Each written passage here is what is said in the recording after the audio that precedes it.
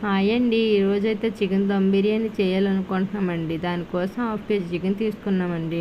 కొంచెం పెరుగు, కొంచెం ఉప్పు, కొంచెం కారం, కొంచెం పసుపు, కొంచెం చికెన్ మసాలా, కొంచెం ధనియా పౌడర్ తీసుకున్నానండి. ఒక మిక్సీ జార్లోకి 6-7 పచ్చిమిరపకాయలు, కొంచెం వెల్లుల్లి, కొంచెం అల్లం, కొంచెం పుదీనా, కొంచెం కొత్తిమీర తీసుకొని మిక్సీ పట్టుకున్నానండి. ఈ మిక్సీ పట్టింది చికెన్లో వేసుకున్నానండి. ఒక నిమ్మకాయ ముక్క తీసుకొని ఇది పిండుకున్నానండి. 2 గ్లాస్ రైస్ తీసుకొని అది కడిగి శుభ్రం చేసుకొని 4 గ్లాస్ వాటర్ తీసుకున్నానండి. ఆ రైస్లోకి 3 బిర్యానీ ఆకులు, కొంచెం చెక్క, ఒక 10 నల్ల మిరియాలు, 3 లవంగా మొగ్గలు, 3 అనాస పువ్వులు తీసుకున్నానండి. 3 యాలకులు, కొంచెం జీలకర్ర, కొంచెం నెయ్యి వేసుకున్నానండి. అలాగే 2 పక్కన పెట్టుకున్నానండి. 2 ఆనియన్స్ తీసుకొని కట్ చేసుకున్నానండి. ఒక గ్యాస్ ఆన్ చేసి ఒక కడాయి తీసుకొని అందులో కొంచెం నెయ్యి వేసుకున్నానండి. కొంచెం నూనె వేసుకున్నానండి. ఈ ఆనియన్స్ వేసానండి. ఇవి బాగా ఫ్రై చేసుకొని అవి ప్లేట్లోకి తీసుకున్నానండి.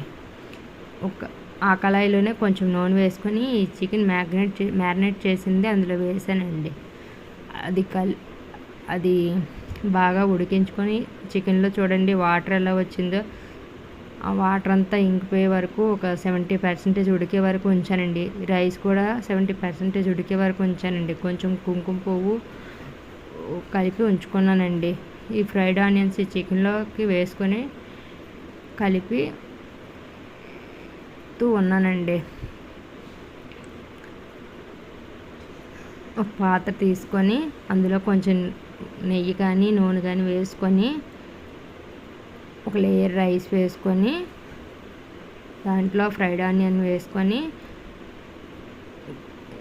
మళ్ళీ ఒక లేయర్ రైస్ వేసి ఈ చికెన్ వేయాలండి.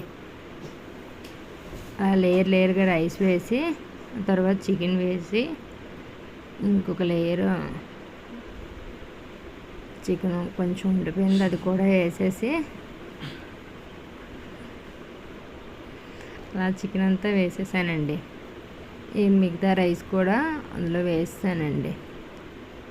మొత్తం రైస్ అంతా వేసేసి ఈ రైస్లో మిగిలిన వాటర్ కూడా పక్కన పెట్టుకొని ఉంచుకోవాలండి. ఈ ఫ్రైడ్ ఆనియన్స్ వేస్తానండి. ఈ రైస్లో వాటర్ కూడా వేస్తానండి.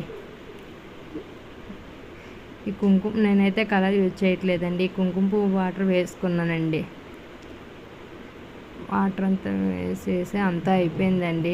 దీని మీద ఒక ప్లేట్ పెట్టుకొని దానికి ఒక వెయిట్ పెట్టుకున్నానండి. చూడండి అమ్మే చికెన్ దమ్ బిర్యానీ రెడీ అయిపోయిందండి.